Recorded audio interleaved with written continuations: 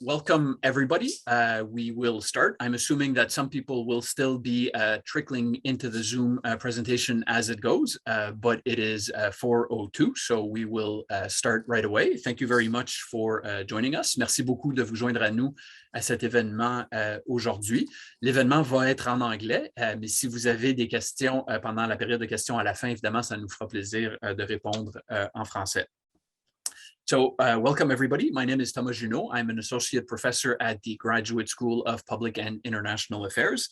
It's my pleasure to welcome you here today with Vincent Rigby for the launch of our report, our task force report on national security. The way this will work today, Vincent and I will speak to the report for about 20 minutes. We'll try to keep it fairly focused. It's a long report, but we'll make sure that we focus on the essentials so that we have time for a discussion with everybody at the end.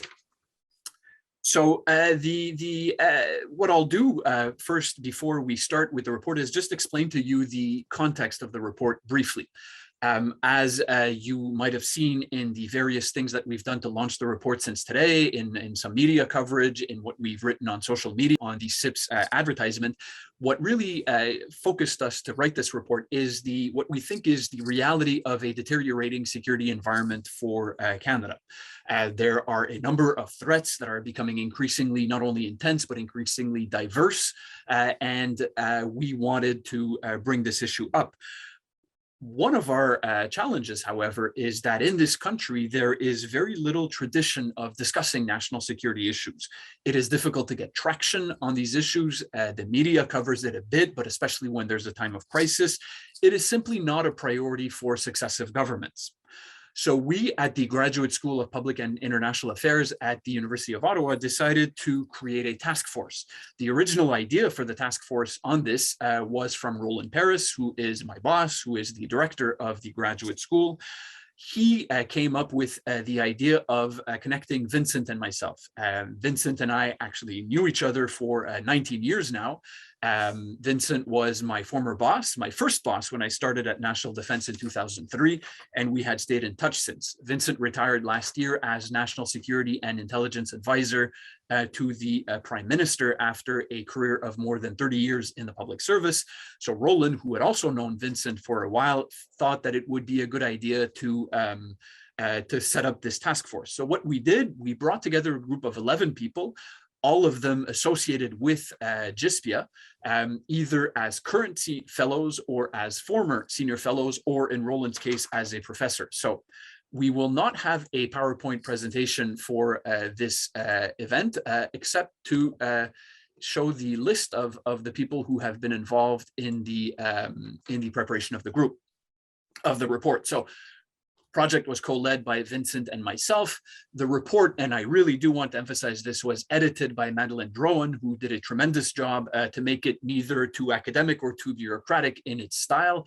Madeleine is a former correspondent with the Economist. Task force members, their bios are extensive. They are in the report that is online. I will not go through them in extensive detail because we would take the full hour for that. But just to emphasize, these are all retired, in some cases very recently retired senior officials with the Canadian government, former directors of CSIS like Dick Fadden and Ward Elcock, former deputy ministers of foreign affairs like Daniel Jean, of defense, again, like Ward Elcock and Dick Fadden, former ambassadors to the UN like John McNee, and to NATO like Kerry Buck. I should have mentioned Maurice Rosenberg was also a former deputy minister of foreign affairs, former officials in other parts of the national security community like Nada Seman, who headed FINTRAC, the financial intelligence units, other former diplomats like Masoud Hussein, ambassador to the UAE, Margaret Bloodworth, also a former national security advisor, deputy minister of defense, and numerous other senior positions. Margaret McEwig-Johnston, very diverse career in agriculture, in finance, in other parts of the government. So the point in saying this is that one of our objectives is that the collective wisdom, the collective experience of this group of advisors, we hope, will lend a bit of credibility to the message that we are trying to share, which is that Canada has a neglected national security issues for long. To some extent, we had good reasons to do that. We lived in a very sheltered environment in North America, protected by oceans, protected by the US, but that the situation is changing, and for a variety of reasons that we will discuss today. So in that sense, we hope that the credibility of this group of advisors will lend greater weight to our report. So on that, I will pass it on to Vincent, who will speak to the first half of the report on our assessment of the threat, and then start with the recommendations, and then I will pick it up at that point. Just to briefly introduce Vincent, as I mentioned it, Vincent is recently retired. He is now a senior fellow with the Norman Paterson School of International Affairs down the canal at Carleton University. We're very happy to have this crosstown university cooperation like this. Since his retirement, Vincent has also been a non-resident fellow with the American CSIS, the Center for Strategic and International Studies. Before that, during his career, before being National Security and Intelligence Advisor, numerous positions at the Associate, Assistant, Deputy Minister level, at Defense, at the Privy Council Office, at Global Affairs, and at Public Safety. And before that, in the policy group at National Defense, which is where he initially was my boss. So on this, Vincent, I will pass it on to you. Great. Thank you very much, Thomas. Greatly appreciate it. Can you hear me okay? We can, but we seem to have lost the image of you. Okay. There you go. You're back. There you go.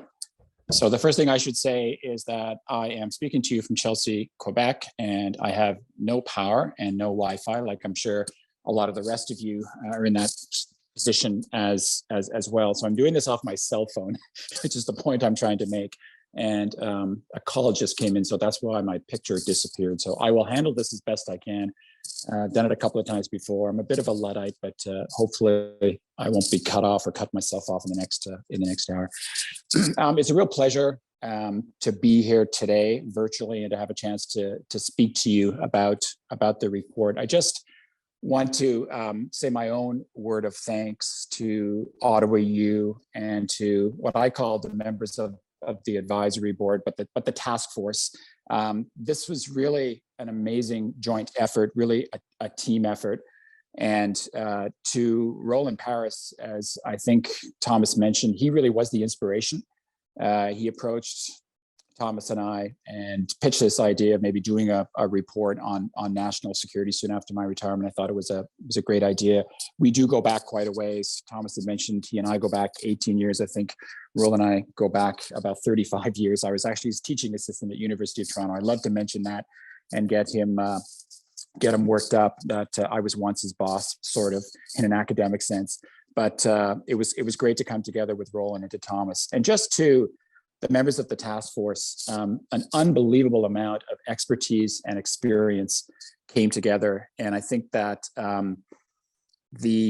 that experience and that expertise, I think, lends a gravitas to this report that we hope is going to resonate with government and with Canadians. And I think one of the most enjoyable parts of the process and the project was actually sitting down, I think on 4 separate occasions, Thomas, if I'm not mistaken, with the members of the task force and talking these issues through. And for me, it was great because virtually every single one of these people was my boss at one time. So it was great reconnecting with some of them, but just the brain power and people who kept in touch with the issues.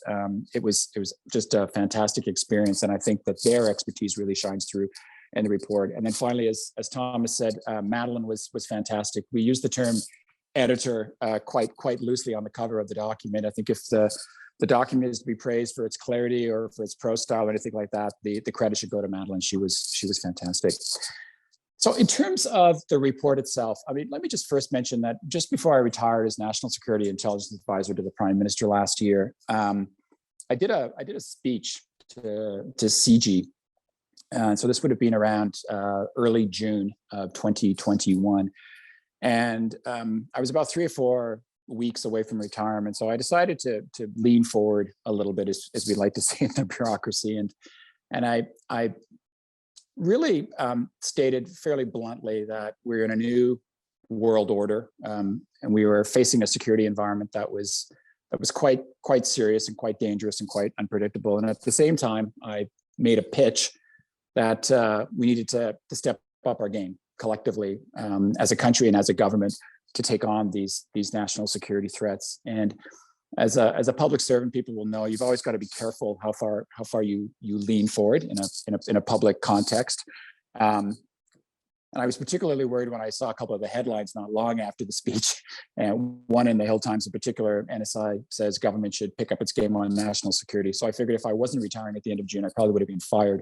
But I look back on that speech that I made then, and from a purely personal perspective, just to talking about my sort of objectives with getting involved in this report, I see this as sort of part two to that speech, in terms of talking about the threat before and talking about some ideas, but in a very broad way, but now putting some meat on the bones of some of those ideas and making some very concrete recommendations. And I'm really pleased to have had this opportunity to make some concrete recommendations to government and to Canadians writ large in terms of how we do with this new world. I think that the report itself has two basic messages. And so the first message is that it is a dark and gloomy world out there. Minister Anand, the defense minister, said just last week or a couple of weeks ago that it was a dark world. I would say it's a very dark world. And I think the task force, that was one thing that we all agreed on, that it was a very, very gloomy international security environment at this point in time. Thomas and I have done a number of interviews, media interviews over the last few days, and question that we've had repeatedly, well, what's the number one threat that's out there? And my answer to that is that there's not one single threat. There's not, this is the most serious threat. It's China assertiveness, or it's Russian disinformation, or it's pandemics, or anything like that. For me, the message is that you have a series of threats, a series of trends that come together almost in an integrated way to provide us with a threat environment that is quite dangerous and quite alarming. And again, we don't want to be over alarmist, and we don't want to suggest that Armageddon is around the corner, but it is a world where I think Canadians have to face up to the reality that it's changed a great deal since the end of the Cold War. So all of the trends that are out there that I think we're well aware of, from the resurgence of great power rivalry between China and the United States, Russia and the United States, manifesting itself right now in the unprovoked attack of Russia against Ukraine. And then in Canada, seeing some of the offshoot of this revamped rivalry in terms of hostile activities of state actors, foreign interference, and espionage and disinformation and cyber attacks and so on. And then linked to that is I think an increased ideological competition globally. And we see this democracy on the retreat, as we say in the report, and autocracy potentially on the ascendance, and certainly making a lot of noise. Our arms control regimes are a little shaky these days, and this I think is alarming given some of the rhetoric that's come from Mr. Putin over the last little while with respect to the possible use of nuclear chemical weapons. We've got lots of stuff happening at home in terms of ideologically motivated violent extremism. We've seen some elements of that in the convoys recently this year, the Freedom Convoy and the blockades in Quds and in Windsor. And then, of course, religiously motivated violent extremism, ISIS and Al-Qaeda. Their capabilities have been significantly degraded over the last number of years, but they still retain the intent, the desire to strike, without a doubt, at the West. So they're there as well. We have burgeoning technology, rapidly changing technology, which is serving as an enabler for a lot of these threats, whether it's cyber attacks or disinformation or the development of sophisticated weaponry like hypersonic missiles. And then you throw in pandemics and you throw in climate change. That's quite a witch's brew. And so that's my answer to, so what's the biggest threat? It's all of these threats combined really have fundamentally changed the world that we live in. And all kinds of different phrases have been used. I've said on numerous occasions that President Biden, a few days after he was sworn as president, talked about how this was an inflection point. I mean, I think it truly is. We are in a new world. It was interesting that just before I retired, a very well-known historian and international commentator came to speak to a bunch of deputy ministers about the state of the world from this person's perspective. And what was interesting is that this individual said that this period right now was reminiscent of the years before the First World War. And that you look at some of these trends that I've just mentioned, great power rivalry, technology coming out of the end of the Industrial Revolution, even ideological issues with respect to the rise of communism and what have you, nationalism in the Balkans and populism almost in some respects. And this individual said that a lot of those same trends are evident, and in this person's mind, that there was probably a greater threat of a major war right now than there had been probably since the end of the Second World War. And that really opened up my eyes. And I thought about it somewhat before then, but to hear this person who, if I told you the person's name, you'd go, holy cow, yes, I know who that is. It really grabbed me. And I think it's a nice little anecdote to tell, because that's certainly the way I think Thomas and I and the rest of the task group feel, that this is a very, very dangerous world out there. I would say one more thing about the threat environment. I only raise it because there have been a couple of news stories this morning, which I don't think were entirely balanced or fair, at least in their headlines. And this notion, it was in a CBC article in particular with a headline that we're going to have to revamp our strategy with the United States because they were a threat to our democracy. And the report, if you haven't had a chance to take a look at it, does not say that. The threat from the US is a potential threat, and it's in the form of continued democratic backsliding that could possibly down the road lead to political violence. And that if that were the case, and the US continued down that road post 2024, President Trump coming back or someone like President Trump, this is something that Canada would have to watch very, very closely, because it could be a threat to us in terms of violent extremism and the links between extremists in the two countries and all kinds of other things. So I just wanted to clarify that in case somebody read that headline and went, oh boy, that's pretty interesting that you're basically saying the Canada-US security relationship is in jeopardy. We do not say that. Happy to answer any questions on that. So the second key message is really what Thomas has already said. So I won't go into a lot more details about it before we touch on the recommendations. And that's like, given this world that we live in, given this threat environment, we need to step up our game. And so we use words like complacency and a feeling, I think, that all the task force members agreed on, that over the years, going back a long way, Canada has been somewhat complacent about its national security, waits till the last minute to respond to events, lets them play out, retreats under the United States umbrella often, and that we can't do that any longer. And that, in fact, now is the time to act. That Canada's always been there when the chips are down. There's no doubt about that. And there's a trained historian, I often look back on the 20th century and all the wars that Canada was engaged in, the 21st century, Afghanistan, the response after 9/11. We respond, but we often do it, again, last minute, ad hoc, piecemeal, and with no sort of whole of Canada strategic look to it. And so we argue that it's time to do that. And we see our allies, especially in the Five Eyes, and to a certain extent, the G7 doing this. I think especially in the Five Eyes, the US and the UK and Australia are doing a lot on the national security side, and we need to step up in a whole of Canada sense. So what do we suggest should be done? We basket the recommendations into four groups.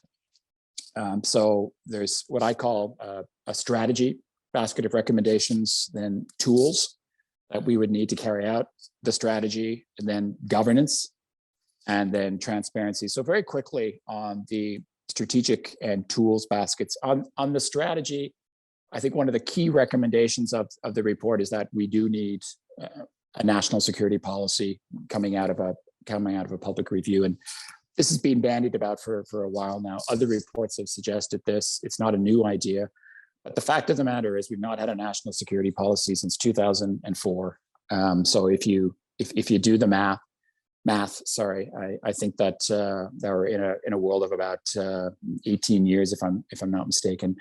And we've not had a foreign policy statement, a formal foreign policy statement since 2005. We've had a defense policy review, and now we're in the midst of an update. And we've had a development review, but they were not nestled within broader national security or foreign policy. So we're calling for a comprehensive review, and we'd like this review to take place because a sense that we can't be piecemeal anymore. We can't be constantly responsive. We need forward vision and direction provided to officials to carry out a strategy.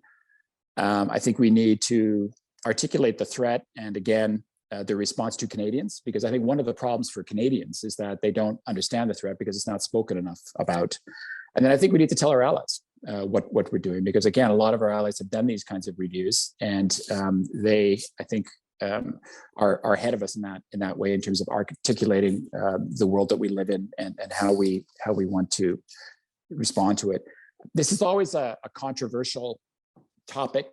There's a spectrum of views on reviews, and I'd say that that spectrum was probably even reflected in the discussions in the task force. I mean, you have at one end of the spectrum reviews every 3-4 years, like clockwork, full up, public consultations, bells and whistles, et cetera. Then at the other end, God no, they're too difficult. They have a shelf life of 6 months. They're overtaken by events within 4 months, and there's really too much blood, sweat, and tears and anguish, et cetera, and they're not worth it in the end. I think that from my own personal perspective, I'm in the middle, and I don't think we need reviews every couple of years. But I would argue that that after as many years as we've gone without a national security review or a foreign policy review, it's time.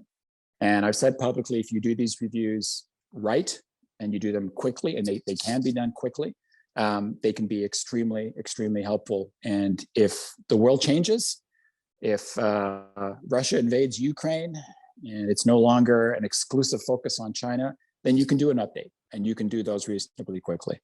So, but we feel it's important to undergo a review. The next basket just has to do with tools, and so again, in a perfect world, this would be part of a national security review. But even without such a review, I think we do need to take a long, hard look at specific tools, starting probably with legislation. I think everybody's on the bandwagon these days about the CSIS Act, which has been around for almost 40 years, but never had an exhaustive review. It's been tinkered with, but it's not kept pace with technological change in particular, but other areas of society have changed dramatically.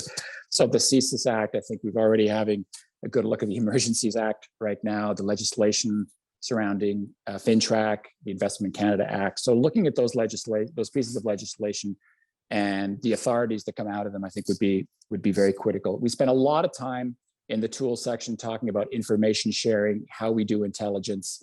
And I think the number one message there, without going into every single recommendation, because there's quite a few, is that we not only don't always share information within government as well as we could, and stovepipes and the inner core of the national security community versus the outer core, are we talking to each other, et cetera. But outside of government, we need to do a much better job. And if you look at the kinds of things that are happening, including the events earlier this year with the convoy, et cetera, we should be sharing, in our view, more information and where possible, intelligence to other levels of government, the provinces, territories, cities, with municipalities, with the private sector, with universities, to respond to a lot of the threats that are out there. And again, these national security threats are affecting individual Canadians and lower levels of government like never before. They're not just aimed exclusively at the federal government. So I think this is important.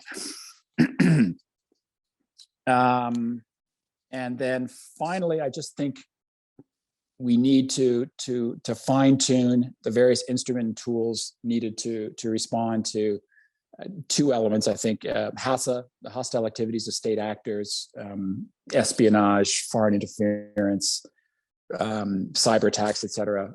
We're in good shape in some areas, and I think that on the cyber piece in particular, we've made unbelievable progress.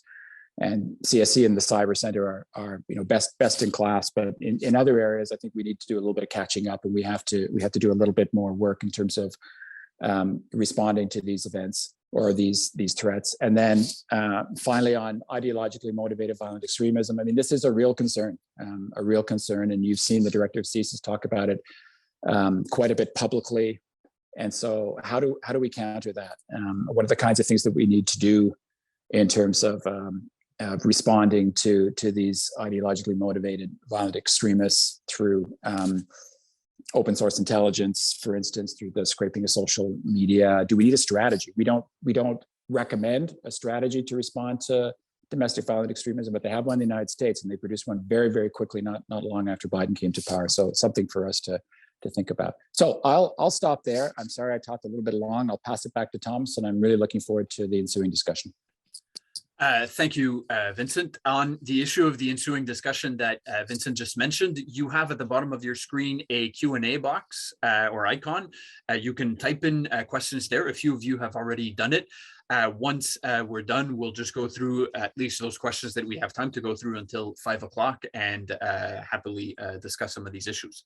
So Vincent mentioned the first two buckets of recommendations in our report. Bucket one was the need for a national security strategy review. Bucket two was tools to address some of the threats that he mentioned in the first part. Bucket three is governance, i.e. how do we actually set up the national security community to deal with the threats that Vincent talked about. When talking about governance of national security in Canada, the first point to make is that the situation has changed a lot in the last 5 years or 10 years. A lot of these changes have been positive. In particular, we can mention the establishment of review and oversight bodies, especially the National Security and Intelligence Review and Agency, and CIRA, and the National Security and Intelligence Committee of Parliamentarians, NSICOP. For all their growing pains, these two bodies have been, in our view, very positive. The committee structures in the public service to support the government at the deputy minister, at the assistant deputy minister level have changed a lot in recent years. That is also generally positive, but overall it remains far from optimal. So we make a number of recommendations at that level. One of the key ones is the creation of a cabinet level body chaired by the Prime Minister dedicated to national security issues. This is a recommendation that a number of people have made over the years that has not been systematically implemented, sometimes a bit, but never in a sustained way. Right now, national security issues in cabinet are generally addressed in an ad hoc, reactive manner, largely to respond to the crisis of the day. Of course, you need that. We need crisis management bodies to be flexible, to be able to react quickly when something happens. The problem is that the focus has been way too much on that. A National Security Committee of Cabinet chaired by the Prime Minister with relevant ministers, foreign affairs, defense, public safety, others on an as necessary basis would allow on a regular basis to have strategic discussions on long-term issues of national security. Once this happens, you would need the bureaucracy under that, deputy minister committees, assistant deputy minister committees, to adjust to this new structure. We're not going to get into the alphabet soup of committees created at the deputy and assistant deputy minister level, but there is an argument to be made that the current structure is a bit too heavy, a bit too rigid, and that there would be a need to better streamline it. Another recommendation that we make is for the policy capacity in the Department of Public Safety Canada, to be strengthened. In a world where threats are diversifying, threats are intensifying, and in particular where, as Vincent said, there's a need for the federal government to work much more closely with non-traditional partners, not only inside Ottawa, but also outside Ottawa, with provinces, with municipalities, with the private sector, with universities, with civil society, with allies. That calls for coordinating bodies. It calls for better information sharing bodies, better outreach, better engagement. And there is, in that sense, a need for public safety to strengthen its policy capacity. It's there, but it is generally well known in Ottawa that there is a serious need to strengthen it. And we make a number of recommendations at that level. Another recommendation that we make is to strengthen the intelligence analysis capacity at the center of the government. Right now, the intelligence analysis community in Canada is fairly siloed, it's fairly scattered. There are some good reasons for that, but we do think that it would be useful to strengthen it at the center with an all-source fusion intelligence unit that would be able to better support, ideally, a new cabinet level body. And one way to do that would be to merge two existing entities that exist out there, the Intelligence Assessment Secretariat in the Privy Council Office and the Integrated Terrorism Assessment Center, ITAC, which is housed in CSIS right now. By putting these two together, that would provide a stronger central body.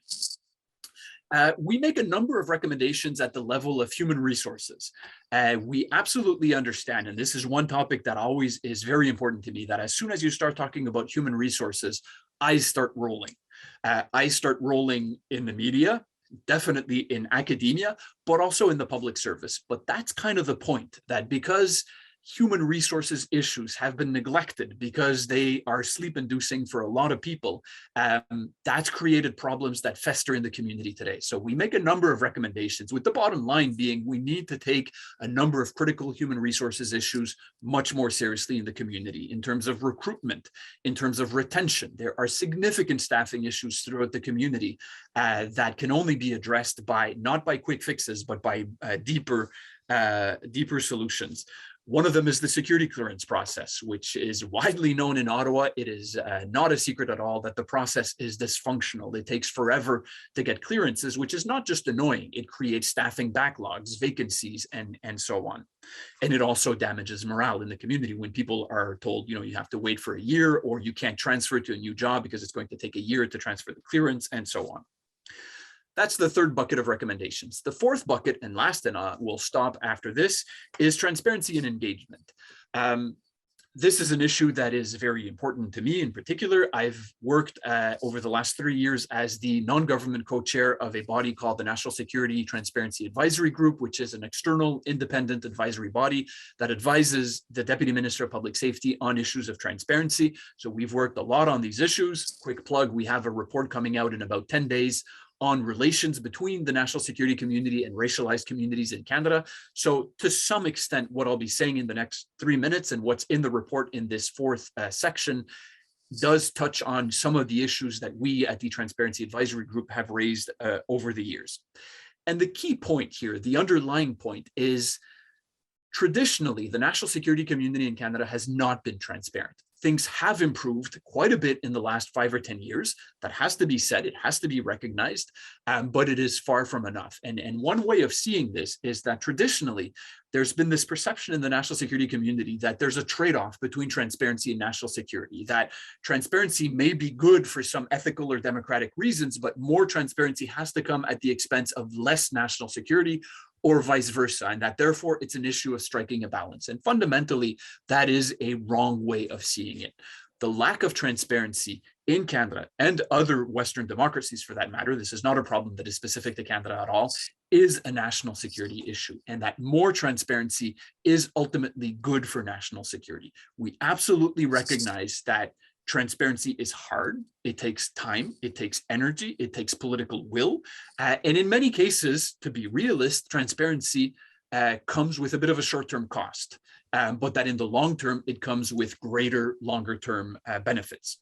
So we make a number of recommendations at the level of transparency. Generally speaking, there's a need to better institutionalize transparency measures. There's a bit of a tendency to put transparency as a parallel, slightly marginal aspect of what the community does. It needs to be routinized. It needs to be mainstreamed. We give examples of how to do that. Publishing, for example, an annual threat assessment to inform Canadians, to contribute to the debate, to show what are the priorities of the government. Publish our list of intelligence priorities, which is something that a lot of our allies do. Increasing the public presence, not only of leaders of the community, speeches and social media, but also at the political level, ministers, the Prime Minister. There's been a lot more of that in recent years, but that's good, but there's scope to do it even more. More engagement with Parliament. Transparency is about communicating with Canadians in a proactive manner, but it's also about communicating and engaging with elected officials. This is something that, again, traditionally has not been done very well. Briefings to parliamentarians, MPs, senators, obviously leaders of the opposition. There's been more of that in recent years, but again, there is scope to do it a lot more.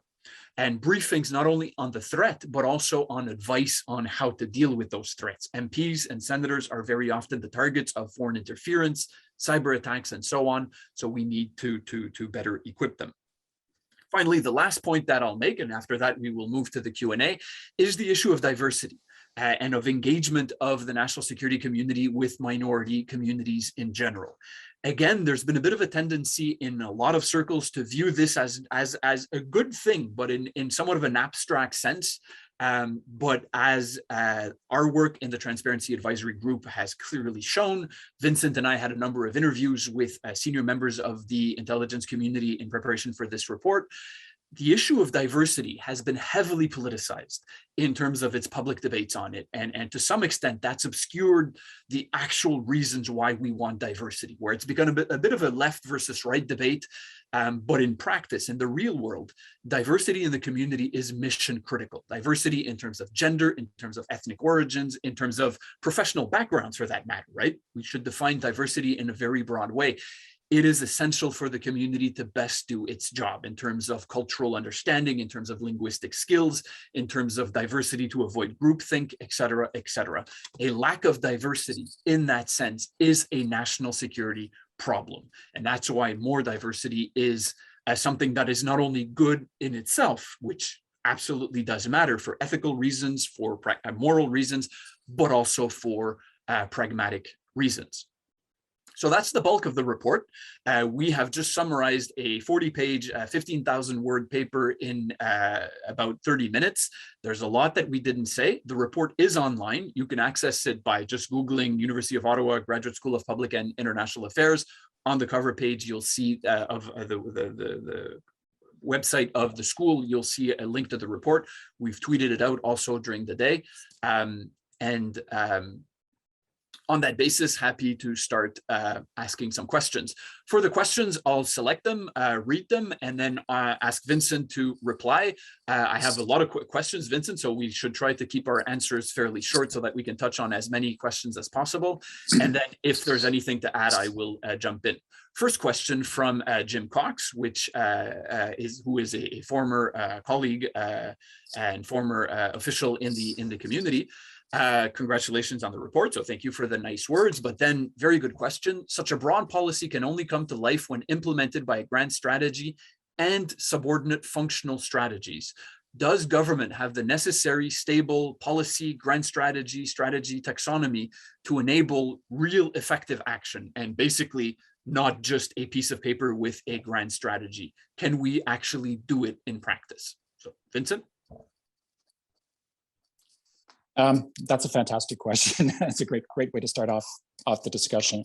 I agree, and it's funny, we had this conversation with someone in the bureaucracy earlier today about the need for a comprehensive overarching strategy that covers national security, foreign policy, et cetera. And there's always this debate, and I've been hearing anecdotally that in the case of the United Kingdom and their integrated review, they're now kind of questioning whether they should have done such a comprehensive strategy, given that the world has kind of changed overnight. One could argue, I would say, that we've been seeing these changes for a while, but the focus on Asia Pacific is suddenly, oh boy, we've got Russia and Ukraine. How are we going to manage this? So questioning whether we should do an overarching strategy, but just do, on the foreign policy side, at least regional strategies. And so there's been talk for quite a while of an Indo-Pacific strategy. Other countries have strategies for the Americas, for Africa, et cetera. I mean, I personally think you need both. Regional strategies are great, especially from a foreign policy perspective, but they're not necessarily going to tackle all of the overarching priorities of government, the tools that the government is going to require to protect their national security, to conduct their foreign policy, to conduct their defense policy, et cetera. You need that opening piece. And then there can be those sub pieces without a doubt. Do we have the policy capacity, either just an overarching comprehensive strategy or both with sub strategies? Do we have the policy capacity? Do we have the wherewithal to do it? Yeah, I think we do. I think we're out of practice. We're very out of practice, and I think that for some, both at the political and the bureaucratic level, there's been a little bit of fear that it's been so long since we've done one of these in a major way. The defense policy was a huge undertaking. The international assistance policy review, which I was engaged in, was a huge undertaking, but a big piece. It would be tough to do. But I think it's a little bit like riding a bike. It's going to come back to you, and you can do it fast, and you can do it effectively. And I think one of the ways to do these strategies is to I think this is one of the lessons learned from the integrated review in the UK, strong central direction. And that's always controversial. Not everybody likes that when there's too strong direction from the center. But I know in the case of the UK review, the bureaucratic center Privy Council and the Prime Minister's office were linked at the hip. And of course, you've got to be careful about that in terms of providing advice to the government. But in order to get things done and get it done quickly, that is necessary. I think in terms of implementing it, I mean, that's the key. The grandest strategy in the world is useless unless you can implement it. So one of the things that we say in the report is resource the strategy. And I can give you a long list of reviews over the years, strategies, white papers, whatever you want to call them, that were not resourced. Not only were they not resourced, but they weren't costed.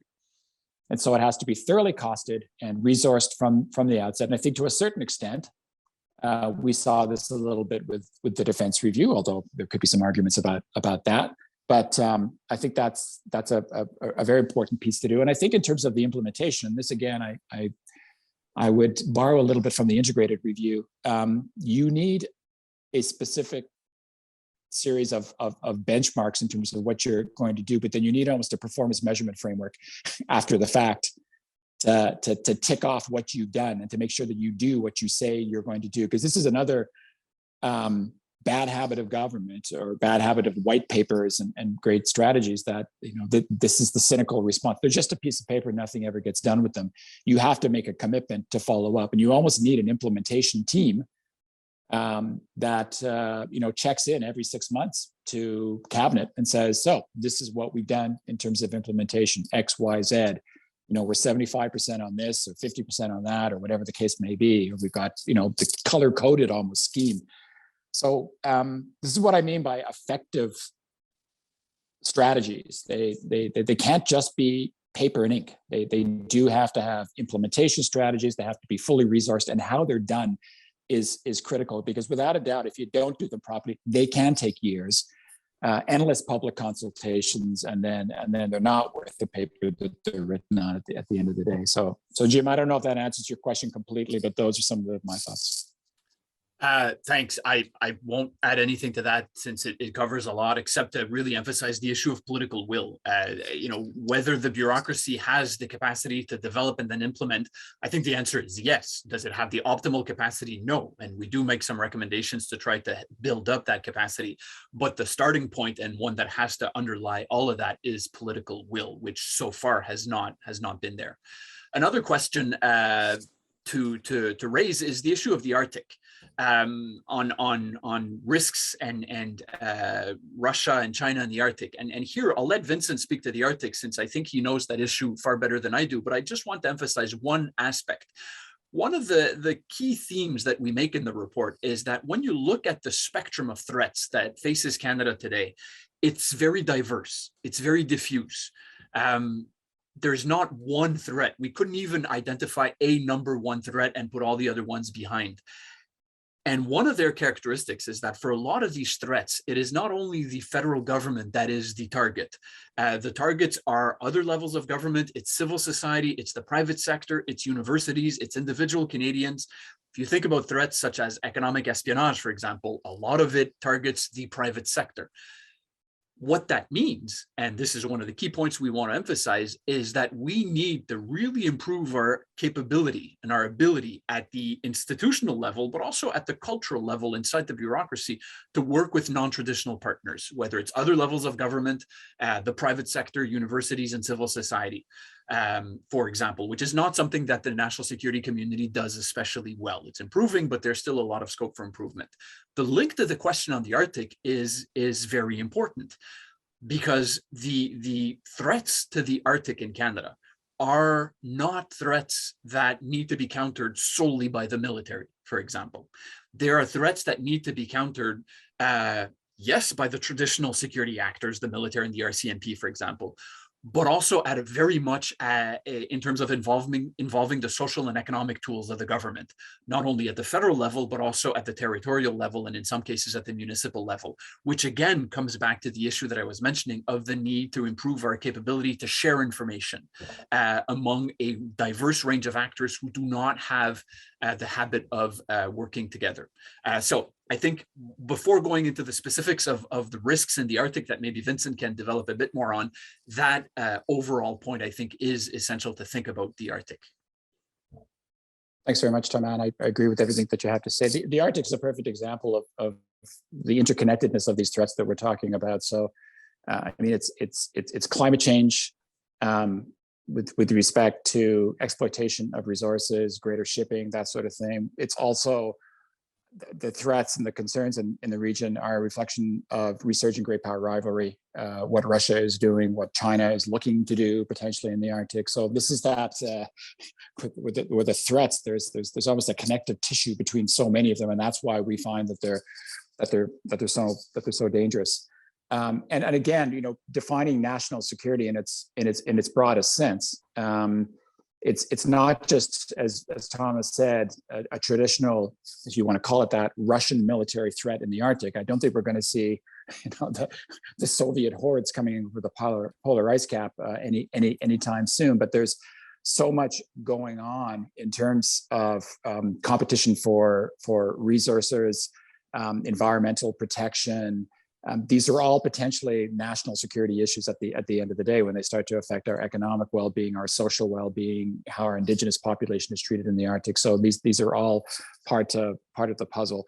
But no, there's a definitely, I think, especially in the wake of the Russian invasion of Ukraine, this has kind of put an exclamation mark on great power activity in the Arctic. And so I think more than even before, and God knows we were paying a lot of attention to it before, we now look at what the next Russian moves may be in the region, and what this may mean.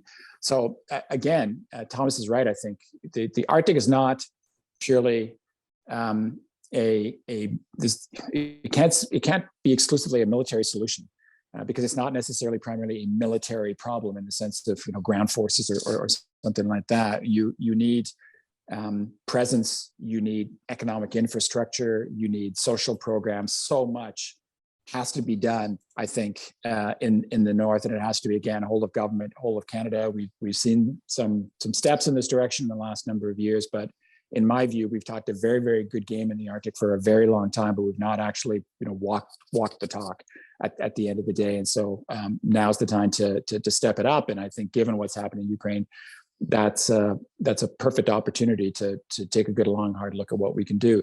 Having said what I just said about the military is not necessarily front and center on this issue all the time. It does have an important role to play. And so very encouraged to see some of the statements that have come out over the last year with respect to Canada-US commitment to NORAD, modernization, and some good language in the budget, and hopefully something's going to be done on that. I do think we need to move on that. I think it's extremely important that we don't want to test U.S. patience, but the threat is the threat, and the Russian threat is expanding, and we need to step up. And then just some of the stuff that we've had in the hopper for so long, whether it's Nanisivik and the refueling station, or the Arctic offshore patrol ships that are well behind schedule. This touches on the issue of defense procurement. That's probably a topic for another day, but we need to get going on the stuff. We really do. I'll stop there. Thank you. So I'll skip a few questions, and we still have some, but please don't hesitate to submit more. There's a question from Trey, who is a student in Carleton. So I didn't want to make sure that we had a question from a student. I'm assuming, and I do recognize names of some of my students, former students in the list of attendees, but I did want to make sure that we would give you a question. So, as a student coming into this field at Carleton, how can the youth or younger generations drive these changes forward within the public service? Is it a matter of understanding and carrying some of these values forward in our careers, or is this a moot point without direction or changes from the top? Vincent, do you want to take a first crack, and I'll build on it? These are great questions, and that's one that I love, actually. I think.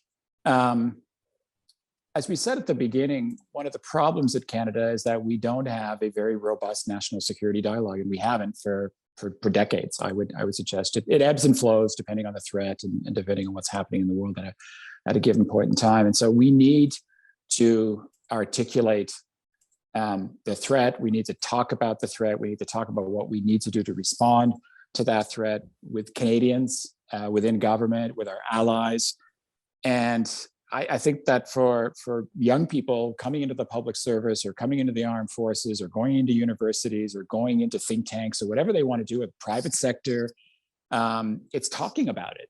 And the great issues of the day, I see climate change, for example, where you see the power of youth. You see young people speaking so passionately about climate change as the existential threat to humanity. I'm not saying that Canada's national security is necessarily equivalent to global climate change, but I do think it's pretty darn important. And on some level, it would be nice to see that same passion or a degree of that passion devoted to national security. And I think for the young people coming up into the workforce, I mean, these could be existential threats at the end of the day. If we don't take care of our national security, if we don't address some of these issues, we will be in trouble. And again, we didn't want to talk about the coming Armageddon or anything like that, or suggest that it was around the corner. But issues of national security, go right up to look at the threats that Putin's been making recently, as I said earlier, and nuclear war and so on. These are existential in many ways. And so for younger people to step up who get that, who understand it, who come into the public service and other walks of life and are passionate about it and push it up the chain. Yes, we need the direction from above, without a doubt.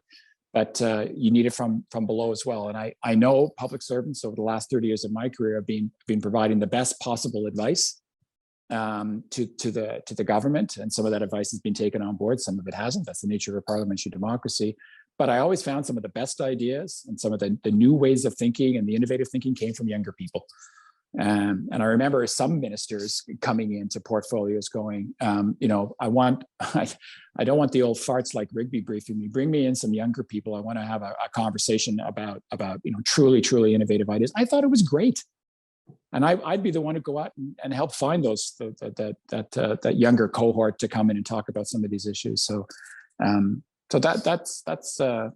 stop there, Thomas. I'd add 2 points to that very good questions, focused on issues of transparency and diversity.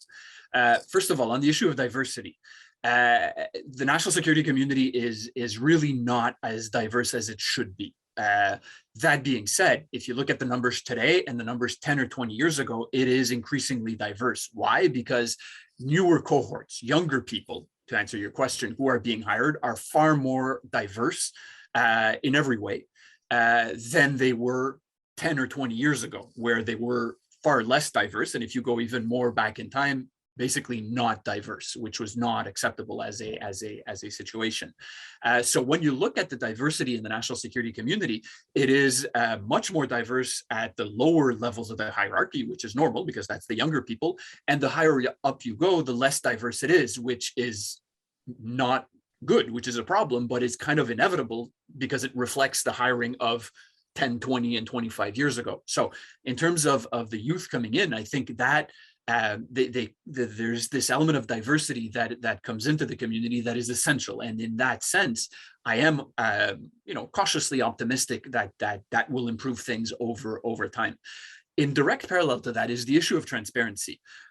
One thing that I found in my work on the research side, but also to some extent in the work in the Transparency Advisory Group, is that who is in favor and who is not in favor of more transparency in the national security community. And here I'm going to massively simplify, right? I'm going to really a simplification that is not always true.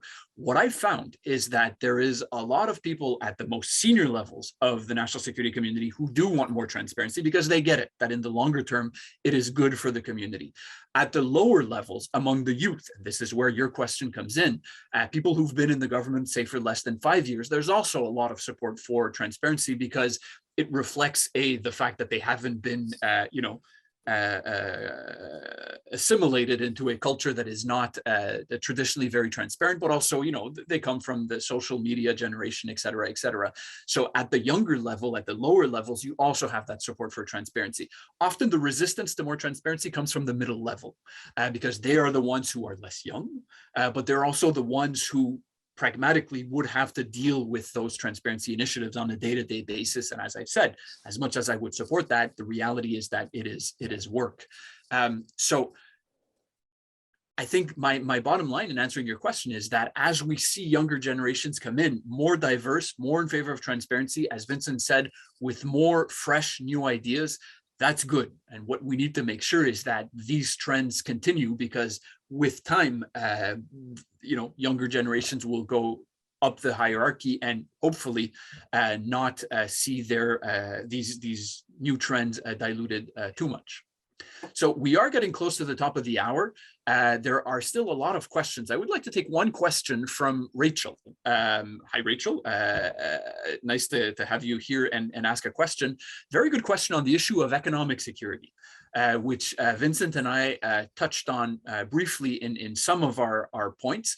But basically, Rachel's question, and I think this is a broad question, but extremely important, how are you, or how far are you incorporating economic security factors in your definition of national security? I think that's the last question we'll take, because it is 4 minutes away from 5. But if, Vincent, you want to say just a few words on that issue of economic security.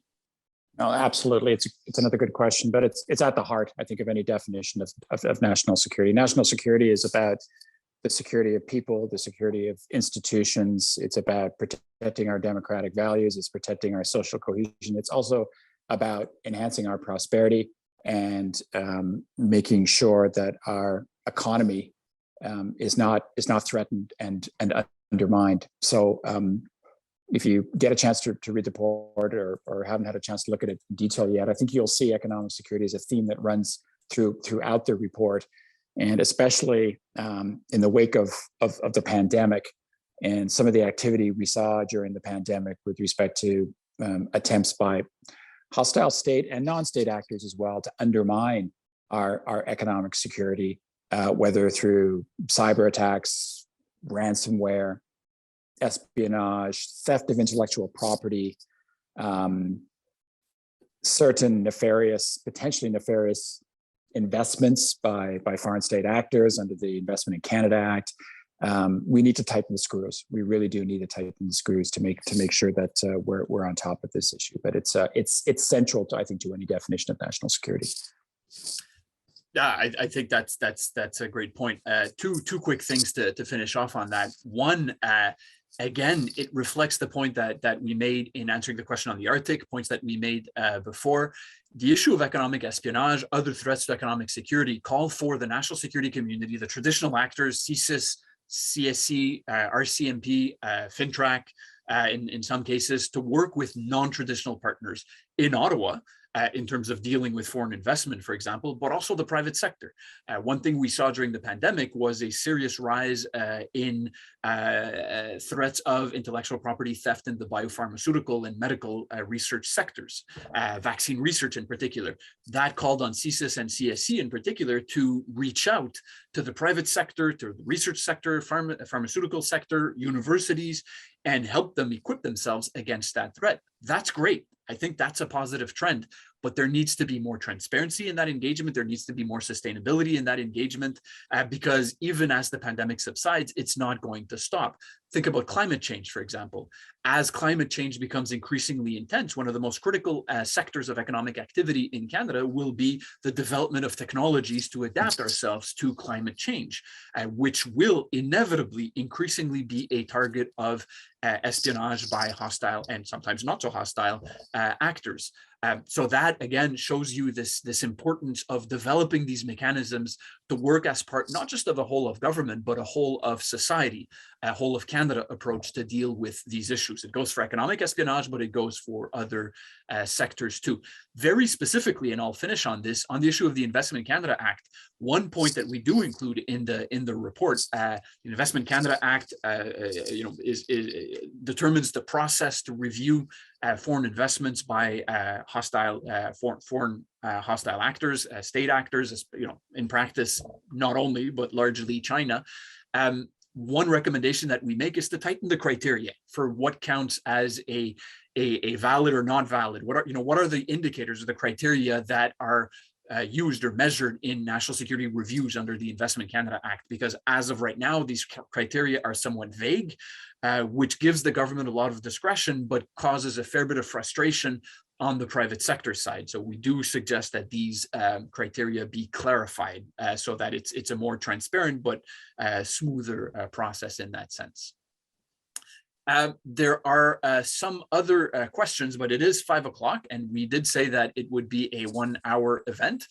So I would like to apologize to those who have questions to whom we did not answer. We're sorry about that. Some of them, I can see them, are very good questions, but we do have to stop. I do want to thank Anna and Andrew from CIPS for their help in at the logistical level and technological level to make this possible. As ever, we would not be able to do it without your support, so thank you very much. Again, Vincent and I would like to thank the members of the task force, some of whom were in attendance today, for their tremendous assistance and guidance and advice in drafting this report, and of course, including Roland, whose idea this was. So Vincent, do you want to close off with finishing words? No, I think I would just echo what you said, that thank you to everybody who's participated in the report, and we truly hope that this adds to the debate on national security in Canada, makes a difference. I think we have modest expectations just to be listened to promote a debate, and if some of those recommendations are carried through at the end of the day, that would be great. It would be wonderful to see. But again, maybe a final clarion call to all of you who are in on this discussion today. Get engaged, speak up. If you have strong views about this and you agree with some of the recommendations in the report and you have a platform to support the report and some of those recommendations, speak up. That would be, I think, really, really helpful. Thanks so much, everybody. Thanks, Thomas. Yeah, on that, thank you very much, obviously, to you too, Vincent. And on that, have a good evening, everybody. Thank you very much for being with us. And if you have questions or comments, obviously, don't hesitate to send me a message directly. Happy to continue the conversation. So on that, merci beaucoup. Bonne soirée. À la prochaine.